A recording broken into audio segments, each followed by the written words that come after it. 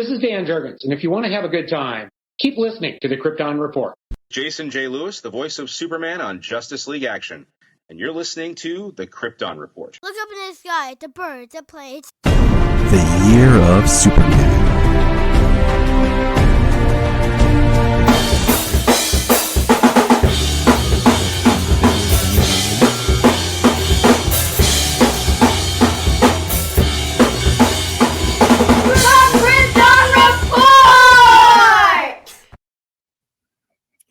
Welcome to the Krypton Report podcast. I am your host, Tyler, the Superman of Blue. And with me, as always, is that mighty man of bearded, the Superman of Red, Mr. James Cole. Welcome, sir. Hey, how's it going? I was saying my beard's getting closer to Santa Claus colors these days. Ho, ho, ho. It's going good. This is, the Year of Superman. Is what we've this year's dubbed, and we are here and we are ready to rock and roll, so to speak, with our 2025 change up in the way we do our show. And last week we had our first guest, Mr. Anthony Desiato from Digging from Kryptonite, and James wasn't able to join us. James was out fighting evil and protecting the innocent, which is what we expect from the Superman of Red. It needed to be done, but I was sad that I missed out on being able to talk with you guys about some George Reeves Superman. Yeah, it did suck, but at least the good part is, James, as I've been talking, that our $1 Patreon that we offer, and if you need to figure that out, you can click on the QR code here. It takes you to our link tree. We are doing our regular Patreon this month, but we are also dropping every month a free Superman commentary for the Year of Superman. And we recorded our first one, which will be dropping at the end of the month, which is Superman in the Moment. So look forward to that. And James is on there. But what we'll do here first Speaking today, of George Reeves. yeah, that was where James got to actually talk some George, is we will be discussing the news and a few other things. So let's kick off the news. All right, here we go. Colin Farrell wins a Golden Globe for his portrayal as the Penguin. Congratulations, Mr. Farrell. You totally deserve it. Yes, congratulations. Very well deserved. Very well deserved. Damn near unrecognizable in the role. Voice, prosthetics, makeup, mannerisms, bodysuit. The only thing you can see that is Colin Farrell is in the eyes. That's it. Mm-hmm.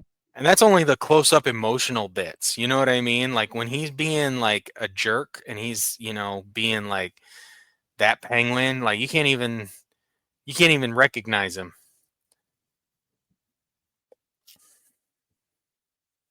It's very tough. Because like if you didn't say that's Colin Farrell, I would not think about it. So the second thing is Mr. Jason Momoa, our new Lobo, posted a picture of him holding a cigar, holding the script for Supergirl. So we know that starts filming here the 13th. So on Monday.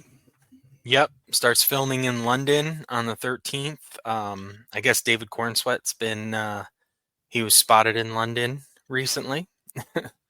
So cool. No big surprise there, honestly, when it comes to that. It makes sense. I expect to see him. Yeah, absolutely. I expect to see him in Supergirl. And I expect Supergirl. I loved. Sorry, what was that? No, I expect Supergirl to appear in Superman. It's post credits. Yeah, Help lead into the next movie. Yeah, possibly. I mean, that was something that James Gunn did say, is like that's not the point of, and like to set up movies, but hopefully hopefully that's more of like you said, like your post-credit scene where the movie isn't about setting up something, but maybe you getting that stinger does. Yeah, I mean, or if it doesn't, it would be neat if the post-credit scene teases something like with Rick Flag and Peacemaker, then something in Peacemaker teases Supergirl, so you're kind of going back and forth. But if you're building these films, having a post-credit scene that teases or shows something from the next movie doesn't hurt to build the attention for that next film. So, Yeah. No, it's cool though. Jason Momoa cast as Lobo. I mean, it fits, honestly. Like I said, like it's just it can be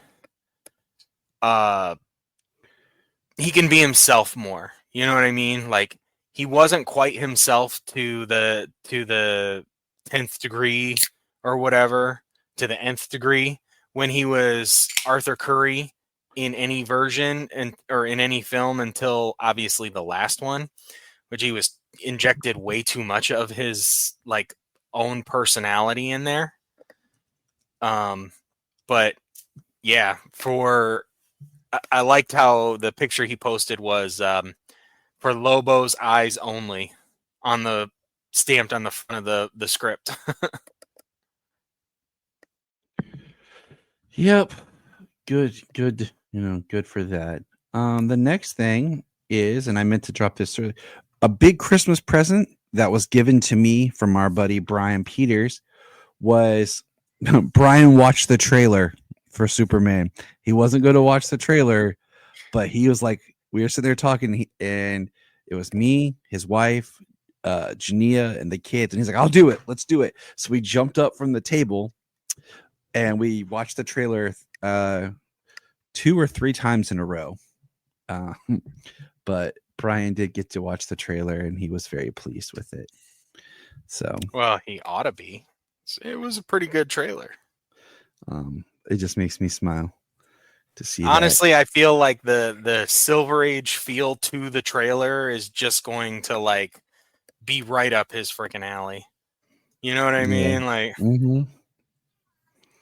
was he the youngest of us, and he's the oldest man here? Yeah.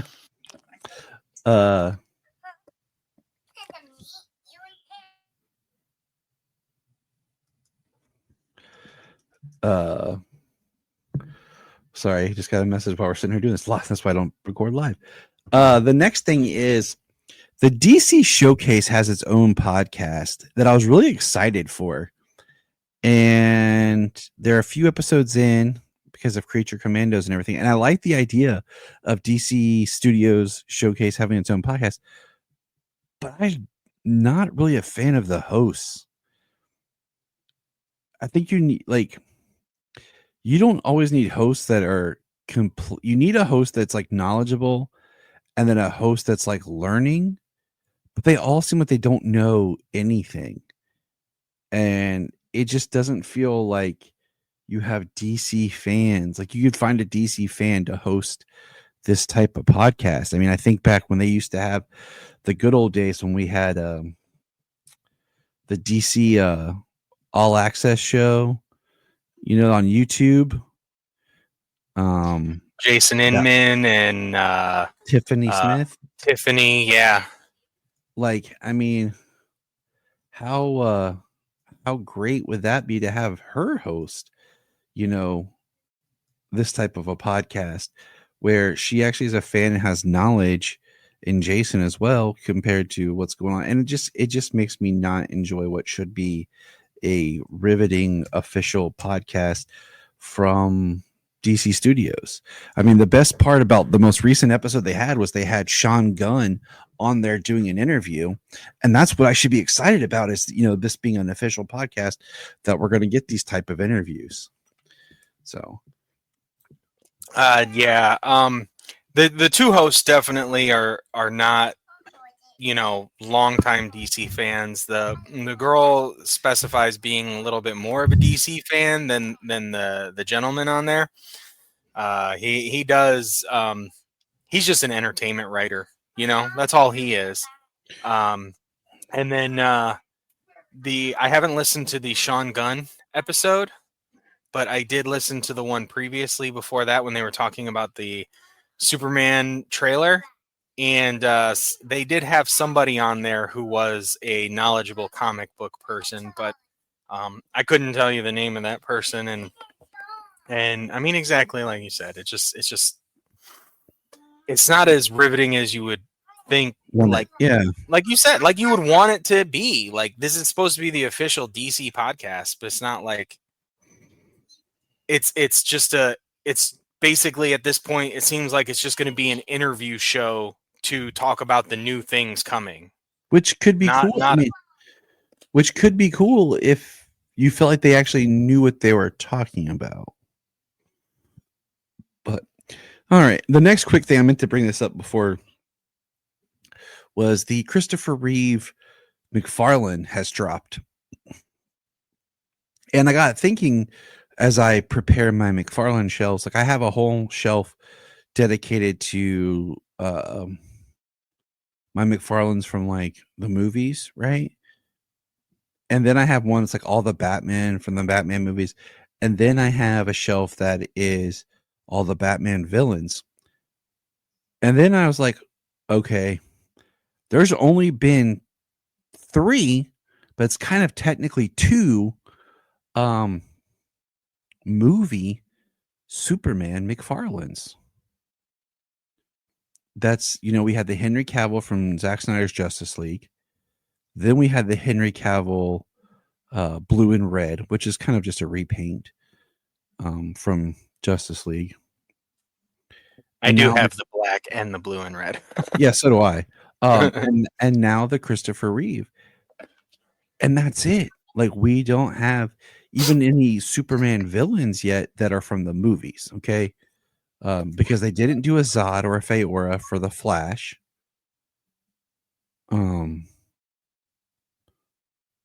So I was like, dang. So I'm hoping that this year, with the new film coming, that they will start to release Superman lines of the different versions of Superman, much like they've done for Batman, because we already know that we're getting a Batman 89 and a Batman Begins McFarlane, but I need a Dean Cain. I need a Brandon Routh.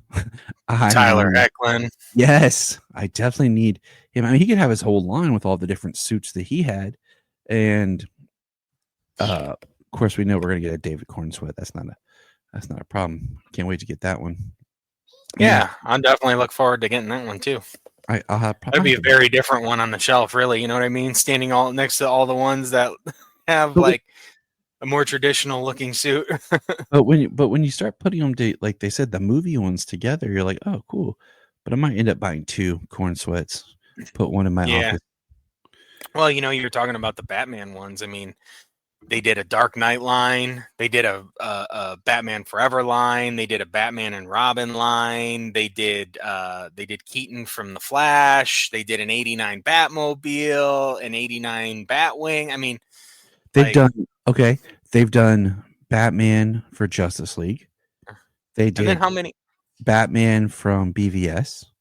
And they've done the 2 versions of Batman from The Flash, because they released that repaint one where it was more blue and gray. Yeah. So and they did the armored suit from BVS. So, and they did the Nightmare from BVS. So, Superman is really getting screwed. Especially, and then how many of the villains did they do? I mean, we talked about the lines. I mean, I have a whole shelf of they did Jim Carrey's Riddler. They did Arnold's Mr. Freeze.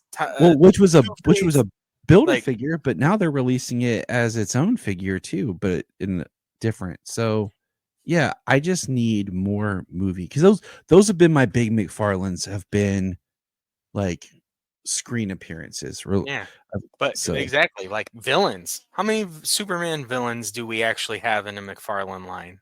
Like, I really can't name a whole lot. We've gotten an Ultraman and a Bizarro. Yeah. and I don't have Bizarro or Ultraman because they came in packs. They I did got like a Black Lantern Superman. yeah, I And, have that one, but that's still Superman versions. But like and villains, they did the infected Superman where he had like the Joker smile when he was infected from the Batman Who Laughs in that storyline. They did that one. but that's still Superman himself. You know what I'm saying? But villains, Yeah. they did Zod. I have Zod. I have Luthor. I have the Lex Luthor where he's like the dark side from Rebirth. Mm-hmm. They have Doomsday, which I don't have. They did the two different Doomsdays, you know, then the death of Superman Doomsday. But they haven't done a whole lot. Like of so what? Doomsday, Luthor, another Luthor, Zod. Yeah.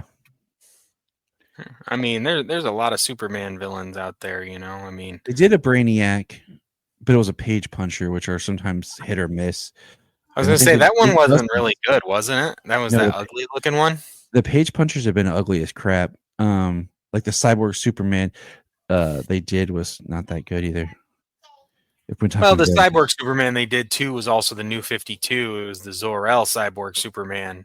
It wasn't the Hank Henshaw version that most yeah, people would want as a Cyborg Superman right. figure. So it's weird. But okay, now today, as of this recording, today, Creature Commando season 1 has ended. We're gonna talk a little spoiler here. Okay, so Yes, spoiler warnings right up front. we're not gonna break it down like episode by episode or anything, but we're just gonna have a general conversation of Creature Commandos. You've been warned. Okay. And James, what is just your overall feeling for Creature Commandos? I mean, overall feeling, I mean, I really enjoyed the show. It has the same feeling, the same tone as the Suicide Squad, which I mean, it's a direct sequel to the Suicide Squad, so it feels like it should. Uh, the the format was pretty good. The way they gave us the stories of each of the characters. Um, you know, it does exist in a DC universe that just like exists, you know. Um, like John Economos just being able to like rattle off and talk about people, who they are, what they can do. Like specifically just seeing Clayface's mound of clay and crap on the ground and stuff, and he's like, you know, Clayface, he's a shapeshifter. And so yeah, it was for the most part I really enjoyed the show.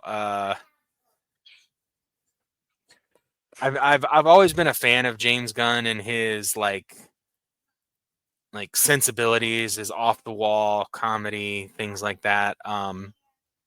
So you know, honestly, when it comes down to it, I know we've talked about how there was a short-lived period there where the end of the DCEU and everything fell into the same damn trap where everything had to be just a quippy line from everybody. Everybody had the same freaking dialogue. It was just stupid writing. I don't understand why that needed to be a thing for so long. And it was a short-lived thing, but it was too long because every movie, no matter what it was, comic book, you know, that's the way it went. And I just got sick of it because everybody was written the same. It was awful. But I feel like this is kind of, you know, James Gunn already existed in a world similar to that, but he's a good writer where his characters are not all written the same. They don't sound the same. You know what I mean? So I feel like he knows how to balance that world, you know, with those types of sensibilities, whereas other people don't. When they try and dip their toe in, they just write everybody the same. Yeah. You know, and I feel like this show did a really good job of giving us great characterizations of these characters and all their backstories were emotional. Like, it was tragedy after tragedy. So I would just say I enjoyed it. I I I kind of wish it was just an animated movie all edited together. I like to watch it again. I feel like there's something not missing, but I'm kind of like about. Like, I don't know. I can't put my finger on it yet. So I watched it every week as it came out, every Thursday Yeah. as it came out. I watched the season finale earlier today Yeah, I got up early to on watch my it. break. I watched the season finale, and then after I got home and got things situated with dinner, me and Bella sat down, and Jimmy was here too, and he watched about half of the series. But we literally we binged all 7 episodes all the way through. I do wish it was one more episode. I do. Because and I feel like it's a good thing to say that we want more. Because I feel like I would have liked the formula that it worked with of each episode giving us a little bit of give glimpses of the backstory of every character worked, but I would have liked that. And then the 8th episode open with like a flashback of Flag with his son at some point in their time, like parting ways. And then the last episode was just all like in time action kind of thing. And with no other flashbacks. Like, we've told all the story flashbacks. Now we're just finishing up with our big, final action set piece. Because this episode, the season finale was a lot of heart. It was Nina's backstory. And then there really wasn't a huge, like, big battle type thing. It kind of ended softly. And which honestly, I feel, you talk about that. I feel like the buildup of the series, the buildup throughout all the episodes, the stories, the way they were told, the tragedy after tragedy of these characters, I feel like there's been this like emotional high this whole time, whether it's like funny and laughing or like you're heartbreaking, so that when we come to the end and it's just one bullet to end the series like that, I was like, damn. Like, I felt good. I felt good, honestly, coming out of the end of it with like we all expect this big knockdown battle every time we see a superhero property. It's always got to end on this big climactic battle. And the way that this one ended, the way that this show ended for the first season, I was like, damn, that was good. A lot of heart, and it didn't need to be that big battle at the end. Yes and no, because I feel like in some ways we're just kind of like we fizzled out in a way of like when the show's called Creature Commandos, like, right. Well, I felt when they started it and everything, they built it up to be like Cersei was going to be your big villain, and that's a powerful enemy to have in the DC universe. And so for say to be out after episode 3 or 4, you don't even see her again. Mm-hmm. I was kind of surprised at that, but I felt, but it was actually really interesting. It kept me the whole time. What I think is interesting is, we were complaining about great. We're starting the new universe with the world's going to burn in the future, and they just put a stop to that. Like, done. Yeah. So instead of developing a whole story over this, you know what I mean? Like, a whole narrative over preventing this huge thing from happening, that was epic and grand in scale. They're like, we're going to give you a small glimpse, and then that's it. We ended it. Yep. We did it. We finished. We ended the end of we stopped World War III, and it was just this little thing, and it's not even your heroes. So the show is definitely, like we said, a sequel. Basically, it's like the sequel, sidequel to natural progression of the Suicide Squad and Peacemaker. Characters, we got Rick Flag Sr., which I feel like we'll get more development as we go into Superman and moving on. Weasel was all right. It kind of retroactively makes the Suicide Squad a little bit more interesting with Weasel. Who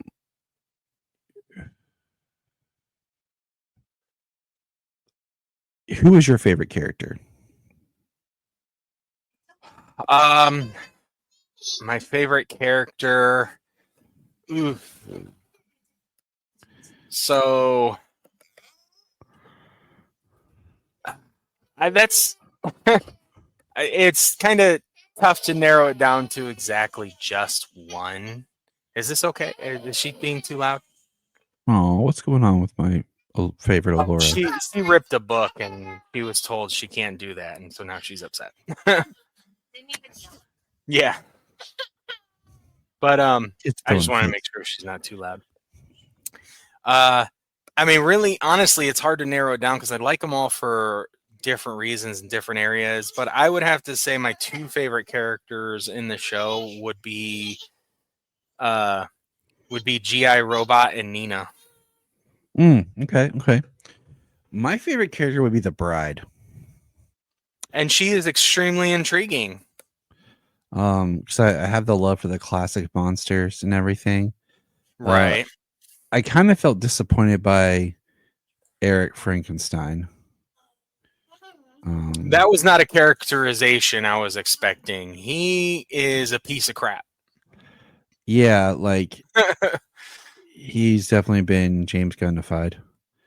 Well, I mean, yeah, James Gunnified, but I mean, I guess if you think about it, like, how normal is somebody who is made of dead parts gonna be when reanimated? But I mean, like, I was reading some of the Agents of Shade because that's really where he's been prominent and stuff. That in is the comics. primary. Yeah, that is the primary spot for Frankenstein in the DC universe. So, but yeah, I didn't like the way he killed the old woman that helped him, like, and he just I don't know. I did not really. I was hoping to like him the most. So yeah, I would say that I was probably pretty blindsided by that characterization of Frankenstein, though.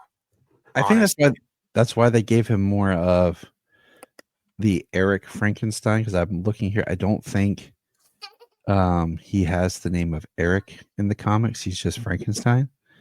Yeah. So what was interesting though was seeing Mary Shelley on the bookshelf. Yeah, that was. It wasn't cool. Mary Shelley's Frankenstein though. No, but it was not Mary Shelley's Frankenstein, but it was a Mary Shelley book. So yeah, and I don't even know if it was a real Mary Shelley book. It was just, I love that at least they plugged the author's name in there, seeing as that is like pretty much damn near the creator of Frankenstein. So it was his characterization kind of let me down some. I kind of wanted, more, but GI Robot was good, and of course he gets fixed and comes back bigger and more powerful looking. Yeah, he's like a giant back at the end. Dr. Phosphorus by what do you call it? By Alan Tudyk was great. kind of what I expected. But the Nina Mazursky, that's the saddest part is she's the innocent heart of the team, and she's the one that's dies. Like Yeah, she's the and then we get a post credit scene. her death broke my heart. We see everything that she went through. And what do you call it?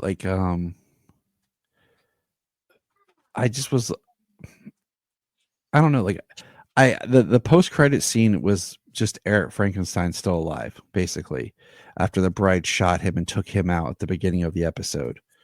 So he didn't even have to Well, say "don't kill the princess" or anything. Just boom, boom, boom. He was done.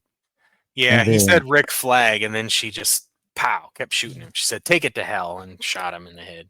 Called him a stalker. yeah, and so the post credit scene was he made it,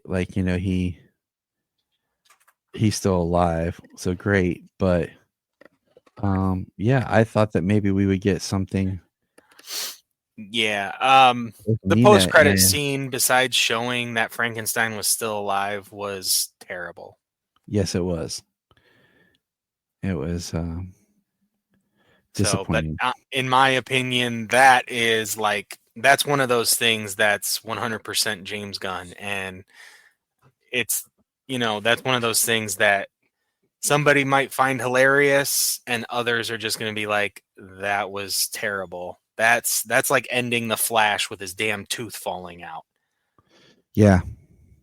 on that Yeah. shot. And but Nina's death was hard because that's what really pushes the bride over. And then we see the bride's now, I guess, the leader of the Creature Commandos.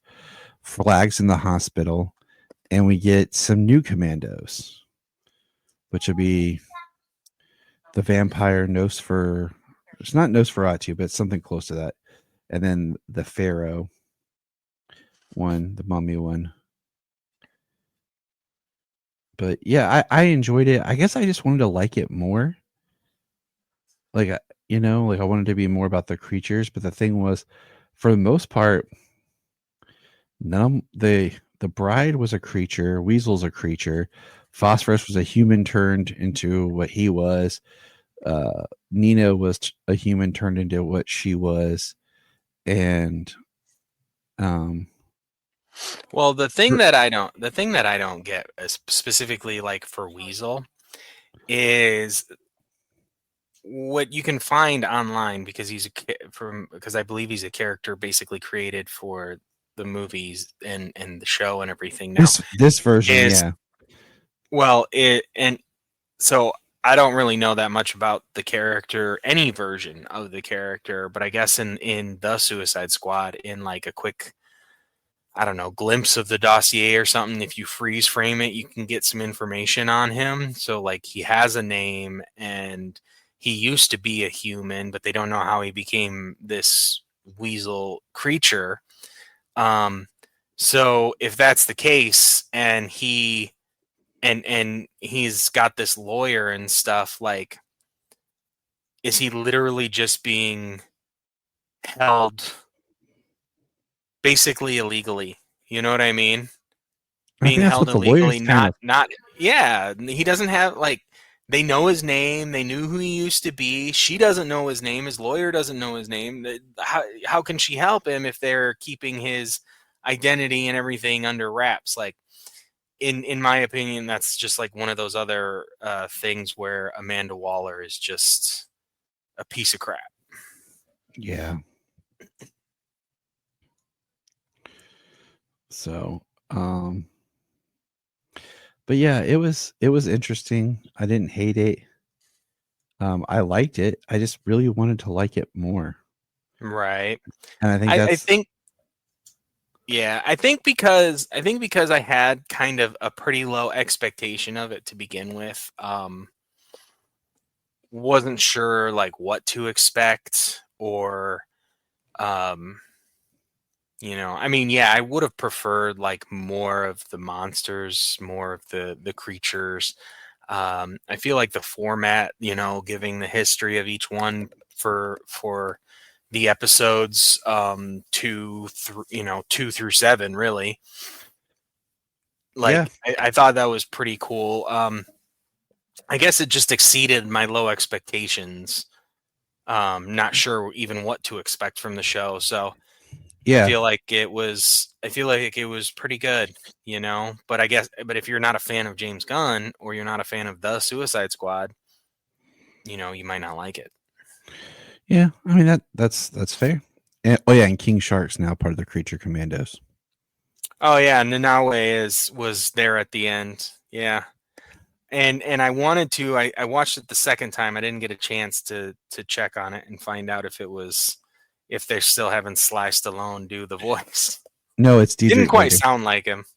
It's Diedrich Oh, Bader. oh really? Yeah. That's disappointing though. Just because, you're gonna have him do the voice, and then I mean he's basically the character from the Suicide Squad. But maybe And now he's Stallone. got a different voice actor. Like, Yeah, but you're dealing with Stallone. I don't think he'll want to do it. Like it's so. I don't know. I mean, he's worked with Gunn a couple of times now, and like I said, the Nanaue is just a voice character in the Suicide Squad. I really doubt that I mean, they could have Sly just Stallone did any mocap for him. Oh, he did it. It was Economos. Yeah, that's what I thought. They could have just pulled the dialogue from the movie, and when he's sitting there like, hand, they could have just done that again. But now it's comic time, and we are kicking off this month with we are going back to the year before the 2000s. 1999. 1999. Partying like it's 1999. We will be starting here. This is kind of a turning point where Jeff Loeb and Joe Kelly began writing Action and Superman, along with the other two books that are written by different creative teams. This point in time, it's kind of a transition because we're coming out of the Triangle era and starting the 2000s, but we still have the triangles, but they don't quite work like they used to. We were talking about that a minute ago. Yeah, right because we got on. as you can tell, this is when it starts, and the cover art is all made to be together. It has a similar feel, look, design, but the stories do not flow. Now, over on Electric Mullet that I've been doing with Phil Parrish, we started with John Byrne's Man of Steel and are reading straight, and we're in the 90s, and we're about to start into the Triangle era. And when James and I were trying to plot out this year, I got talking about a part in comics where we really haven't read, him and I, as much. Towards like around Superman, like 2006 era, 2007 is kind of where I started getting back into reading comics, because there was a comic shop right by the school where I was at, so it was very accessible to start really getting back into them. We're coming out of the latter part of the 90s where we had the Electric Superman and all that, so we kind of chose this time frame to start reading, so we're a little bit farther than where we are with Electric Mullet, but we're in an era that him and I have not really read that much of to really get to explore this time period of Superman comics. So, and I'm excited, to venture into this. And Me too. I'm excited to venture into it. It's like you said, it's an era that I haven't really gotten to read. Of course, around the death of Superman, the death and return of Superman, read some of that. Of course, growing up in the 90s, it was just kind of like whatever books you could kind of find, things like that. You just get random issues, and even at that time, it was kind of, I was young and I was just reading a bunch of different books. You know what I mean? Didn't matter if it was Marvel or DC. And then when I started getting back into reading, it was just before the New 52 had begun, and I had started reading. And at that time, I was reading I started picking up the Superman Batman books of the 2000s. And I picked up some of those trades, and then the New 52 came around, and so had read Flashpoint and started in on the New 52. And that's kind of, honestly, that's kind of where more of the consistency of going from beginning to end, or beginning and continuously reading through had really begun. And so since then, it's just been dipping back to story arcs, or of course, reading Elseworlds books, things like that. So yeah, this era is not something that I've read a whole lot of. This isn't too long. This isn't too long after Superman and Lois got married. No, it's not. And Or Clark and Lois, rather. Oh, hold on. I'm looking for. So, where is it? Where is it? Where is it? Hold on. Yeah, we're about maybe 151 is where we start. And I'm looking at, we read up until 135 as the last of the Superman Red, Superman Blue, which then Superman goes back to being his normal self. So in 136. So, and then, so that's under 20 issues. So 151 and 136, about a year from where we had read to where we're starting at. So,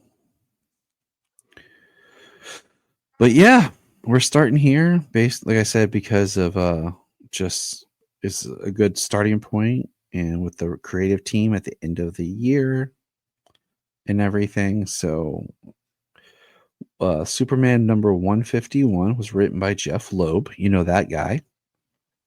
And the description is: the Daily Planet returns as a new era of the Man of Steel begins.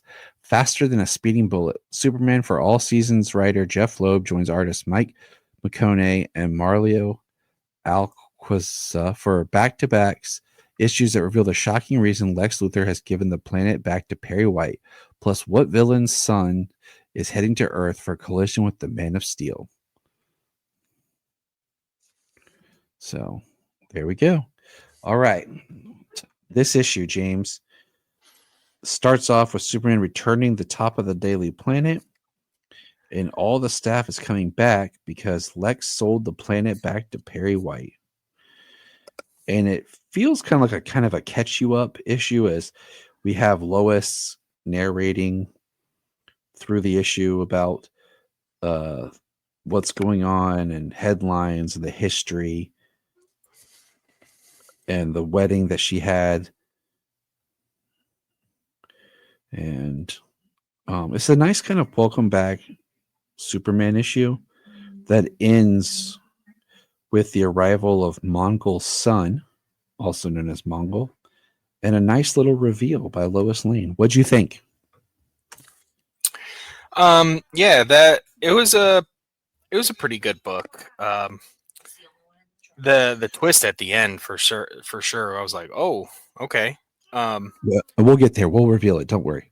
I was to say, for some reason, I feel like I've seen that before. But everybody's like, "Tell us, James. Tell us." Well, I'll tell you in a second. It was a good story. Like you said, kind of catching up on a little bit of things. It was just not a whole lot happens, honestly. I mean, they do talk about how they're opening the Daily Planet back up, how they got it back from Lex Luthor.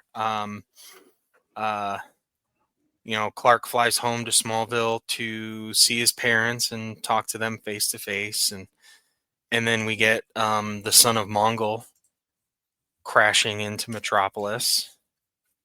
I mean, not a lot happens in this issue, really. It's just kind of like I said, it's like a welcome back, setting you up, building enough of the background so that we can move forward. And that's what it feels like. It's like not bad, but not like a great like standout issue of anything for any reason in particular. Now, James, why don't you go ahead and tell everyone about that twist at the end? So in the end, Lex Luthor is talking about why he sold the planet back, and he had a stipend, and it's kill any story of his choosing at any time. And he made this deal with Lois to kill any story he wants at any time for him to sell the Daily Planet back. I have a feeling she's going to regret that. Well, the part of the big setup is she's talking about Clark and his secrets and having to keep secrets and everything. And then, she says, for years I worked. Yeah, go ahead. Yeah, she says, for years I worked side by side with a man, never knowing he withheld a secret from me. It wasn't a terrible secret, but a secret nonetheless. And then we skip forward a little bit. We fell in love, and before we got married, he revealed his secret to me, because that's what married couples do, He would say they don't keep secrets from each other. And then we get the deal, and it's revealed to be Lois Lane, and Perry can never know. Jimmy can never know. Superman can never know. And Clark can never know. Now I'll be the one who has a secret, a terrible, awful secret forever. And what was that triangle number? Because we're gonna talk about this. I am fairly certain this one is 46. Okay, so the next one, is Triangle 47, which is The Adventures of Superman 573. Okay, written by. Here we go. I'll tell you here in a second. Ready? So we got Jeff Loeb, right? Big time Jeff Loeb. A new era continues with a look at Superman through the eyes of ordinary people. Flashbacks to Smallville and young Clark Kent's first attempt to leap tall buildings. Contrast with modern adventures where Clark, not Superman, must come to the aid of a lone man taking a stand against Luthor. Plus a brief appearance by Luthor's new bodyguard, Mercy, based on the character from the new Batman Superman adventures and her partner, Hope. Written by Mark Millar. That guy who's pretty much Top Cow Comics, the legendary Mark Millar. So, not just a regular name here in comics, but. Yes, sir. Stuart Immonen is the plotter, and Mark Millar wrote the dialogue. So, what did you think of this one? I felt like this one is a very, in my opinion, I feel like this is a very strong, like Superman story at its core, at the heart of the character. He's helping to prevent a man, Mr. Oditz, who owns a piece of land that used to be some sort of pig farm in Metropolis. Well, it wasn't a pig farm when he owned it. Like his grandparent, like his grandfather or whatever he mentioned, had raised pigs there, but so it used to be this pig farm, but it's his land. It's been in his family for a long time. And Lex Luthor is trying to take it. He has an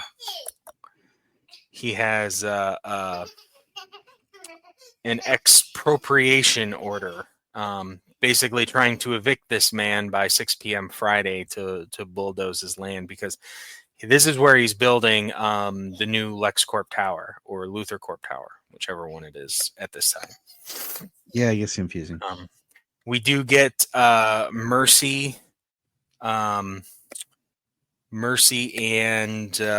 Hope, and he calls them my Amazon bodyguards. So yeah, it is interesting because this is our introduction to Mercy in the comics. This is her coming over from TV to the comics. So Clark is upset about this whole thing. This isn't a villain or a fight he can win by just punching something. I like this story. I like the flashbacks to Smallville about how his parents, were uncomfortable with him using his powers, but he stopped the factory from burning during a storm. He was running and he thought, like, I'm going to grab this electrical wire and this might be my end. This is what I'm here for. It was only then that I realized how far I had to be from home, like how true his destiny was. So actually when I read through this, I was like, this time had to be something that the writers of Man of Steel had read. Yeah. You know what I mean? Mm-hmm. Pa disapproved of me using my powers back then. He denies it now, but I knew it disturbed him to even talk about it. There was a strange tension in the farmhouse. It's just, and he says, and for a while we didn't even speak about it. It's something we saw a lot from John Snyder in Smallville was the protection angle as a father, and it's the thing that still pisses me off to this day, 11 years later, when people bitch about Kevin Costner and his interaction with young Clark on the back of the truck. I'm like, if you watch that, like, even though he says maybe, you can see it. You can see it on Kevin Costner's face that he is not convinced in his own words that what he is saying is right. All he is saying is he is saying that to protect his son and his son's secret. That's why he says that's why he says I don't know, maybe. Yeah, and people still take that as gospel. John Kent would never say that. He's the reason why, blah, blah, blah, blah, blah. Like, people also say that Jonathan Kent is supposed to die because that's how he, happened in the comics, which is not true. It was Superman the movie that killed off Pa, that made everyone think that Pa Kent had to die. He would never say that. Like, in my opinion, as a father to a young child with abilities like that, and that he's an alien, even before he does, yes, you would. You don't know what you're saying. He would. You don't know what to think other than I need to protect my child. That's all you're really thinking. But even then, in that movie, he instilled still what is right. You know what I mean? Yeah. Whoever you become will change the world. He still instilled in him what was right in that movie. I fully saw that on screen. So people are full of crap. It's just to hate Snyder. Our next book is Triangle 48, which is Superman, the Man of Steel, number 95. A new era begins with a science fiction focus on the strange visitor from another planet. Now, if you notice, every one of these books is titled after a saying that we hear along with Superman. It remains in the remains of the Fortress of Solitude. There's something very wrong and very deadly. when Superman and Lois go to investigate, and they find themselves face to face with bizarre creatures from the early days of Krypton. Okay, so this book was neat, but I had no idea what was going on because I forgot the fortress at some point. This had been destroyed. This was written by Mark Schultz, and we have a super robot standing over the fortress remains, and a hands reach up and attack it. But then we have Clark, Jimmy, and Lois inside their apartment, and what goes off beeping is a Kellex that Clark convinces Jimmy that was kind of a joke gift. It was a Superman collectible radio alarm clock that was a Kellex head. Mm-hmm. I thought that was hilarious. And then Superman takes Lois to the fortress, and basically these creatures that looked like a mixture between a xenomorph and Doomsday as a dog come out, and Clark talks about Krypton, his world, but these are prehistoric Krypton beings, and he's fighting them. The robot shows back up, and he says at the very end he gets everything under control, sending them back. He says it's about survival, Lois, the survival of the evil, intolerant spirit of Krypton, or the survival of Earth. They cannot coexist. The fortress must never be resurrected, Lois. All traces must be eradicated. Once again, we got the Eradicator thrown around, and then we have a boardroom with a giant early integrated armor and weaponry. And I'm going to try to pronounce that word. Flexible land, air, and sea mobility, non-lethal suits. Welcome, to Metropolis, John Henry Irons. So we're reintroducing steel at the end of this. So what did you think of this book? It was interesting. They were talking about Dominus and how he destroyed, or there was some sort of singularity. There was a destruction of the fortress. It's something that I haven't read, so I kind of just like I'm in it where we're at.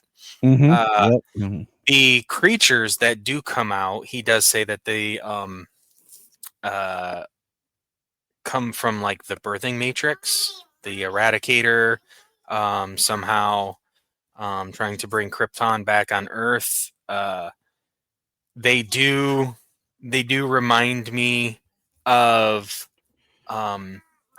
the ancient creatures on Krypton from Hunter Prey. I thought so. The history of Doomsday. Mm-hmm. So that's what they reminded me of at the time, and I figure, I mean, if you're going to talk about ancient creatures on Krypton, and you're going to you're going to show them, I mean, you got to reference one of the only books that might have them in it. But yeah, they're the creatures that like killed Doomsday over and over and over again until he eradicated all of them. So, yeah. I mean, yeah, it was kind of cool. I like the interaction between Lois and Clark. How she convinces him. She says, besides, I'm your wife, and by law, that makes the fortress 50% mine. I've got a right to assess our property damage too. He says, Lois, I'm just a naive country boy. I never thought you'd use your marital status to put me at a disadvantage. Oh, she knows what's up. Yeah. But so it's kind of one of those things. I mean, Superman is super sci-fi. It's science fiction. So sometimes the super science doesn't. Sometimes you have to read it, the what they say, like over and over and over again, just to kind of feel like you put the pieces together. Yep. And there's a reason for all this, and we'll talk about it here in a moment. All right, our last book for today is Action Comics 760, Triangle 49, The Never-Ending Battle, which is sometimes titled Superman in Action Comics. The Never-Ending Battle continues a new villainess in Kandora, which was introduced in Secret Origins of Supervillains 80 page Giant #1, begins auctioning pieces of kryptonite to the highest bidder, attracting lots of interested parties, including Ra's al Ghul, Vandal Savage, Riddler, and more. This was written by Joe Kelly with pencils by German Garcia. Okay, so this one is hilarious because it starts with Dr. Spectro with kryptonite that doesn't affect Superman. And Superman, and then shows up Clock King with kryptonite. We get Lois on the roof talking with Perry, and she says something because Clark is now the foreign correspondent for the Daily Planet, and he's supposed to be one away. of the few points that has actually crossed over Yep. from book to book And in all of 4 of these issues. We're gonna get there. Mm-hmm. He talks about the rock and the kryptonite and everything, and how it was different when he fought Metallo, and now he's in Japan, where he's supposed to be at a conference, when all of a sudden another villain attacks, and I'm not going to try the Stone Emperor. He has kryptonite that doesn't work again, and this is where we meet La in Kandora. And can we just say first, this is a 90s villain. You could not get away with this now. This is thirst all over it. I was reading this, and Jania looks over. She's like, "What are you reading?" I'm like, "Superman." She's like, "Uh-huh." And what's Superman doing? I'm like, trying not to be attacked by this villainess. But we see the Trying Riddler. not to stare at her very revealing costume. Good word usage, James. We get a guest appearance by the Teen Titans, or as they're in this, they're Young Justice, because it's Impulse, Superboy. I'm gonna guess that's Tim Drake, Robin, and we get Ra's al Ghul and Talia. But then eventually, Superman figures it out as her mist. Is how she's getting around. She's basically tricking people into selling kryptonite that's not really kryptonite, and he tricks her, and then she kisses him, and I felt like she sexually assaulted Superman there at the end. But how did you feel, James? Is this one of those books where you want to be Superman's stand-in? Like, I'll stand in for Superman here. Yes, sir. I'm James Cole, and I approve this message. Yeah, it's. I mean, when she jumps in and kisses him like that, it reminded me of when Lucy kisses Clark in the 10th season of Smallville, and she's like, and Lois is like, "You can dodge bullets, but you can't fend off a young woman." I know that's not exactly the quote, but yep, it's like Superman is so fast, but you can't see somebody ambushing you with a kiss. He's not perfect. Yeah, right. I mean, it's interesting to see. It's always fun when you get the wider DC universe being pulled into one book. It's great to have the characters have their own story, and you'll see other members of the DC universe at different times, but to really have so many pulled into one book at one time, and not really be like just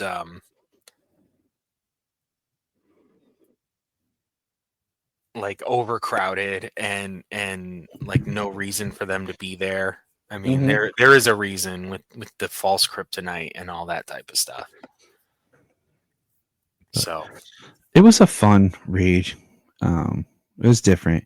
Now, back to what James and I were pointing out. This is the end of the Triangle era. And I don't know how much longer we have where we'll have the triangles. But in the Triangle era, you had multiple titles, but each story connected as one massive story. It would be very difficult to just read a title straight. You would need the other titles. And if you notice, out of each synopsis, it was a new era begins, and each book is tweaked a little bit to focus on a different aspect of the character. None of these connected. None of this felt like it was a continuation other than the correspondent part from Clark. You know, if I'm reading this in triangle order, it makes less sense than if I just read the book straight. And like I said, we'll see how long the triangles last. I'm curious, you know. I'm looking at something right now. Yeah, I'm actually scrolling through myself here. Because I think this is the end. Yeah, this is the end. Because the next Superman title, 152, starts with Triangle 1. And this is part of why I picked this era, because as we go on, we'll see where the books start to reconnect again. So the Superman 152 is 1, the Adventures of Superman is 574 is 2, and Superman the Man of Steel is 3, and so forth. With Action doesn't have a triangle number on it. It's just Action. So it's going to be interesting. Yeah. Yeah, I mean, because I'm looking at it, and yeah, Superman in Action 761 doesn't appear to have a triangle on the cover. Yep. So it'll be a fun time for us as we go through things. I did like how the cover is all connected and how they did have all the different sayings: faster than a speeding bullet, able to leap tall buildings, Never any battle, strange visitor from another planet. Yeah. More powerful than a locomotive. That's James's. Every time I see that or hear that, I can it always takes me back to the Fleischer cartoons when I was little, But that is our episode for this week. Every week we'll be reviewing news and current topics, and then we will dive into a different planned. We will be returning to the Kelly era of books next month. Next week we'll be doing a special. We will be reading the wedding issue of Superman. I've never read it that I can think of. I own it, but I haven't read it, and I figure after ending Superman and Lois, it'd be kind of a nice little thing to kind of to go off on. So, yeah, and we will have a special guest reviewer in next week's episode. The first Jania Reads review. So get ready for that. Ooh, that'll be interesting to hear. Mm-hmm. And remember, Look up in the sky! thank you for checking out the Krypton Report. Please click our link tree in the show notes to follow us on your favorite social media platform. We have a $1 Patreon, just $1 a month to keep us going.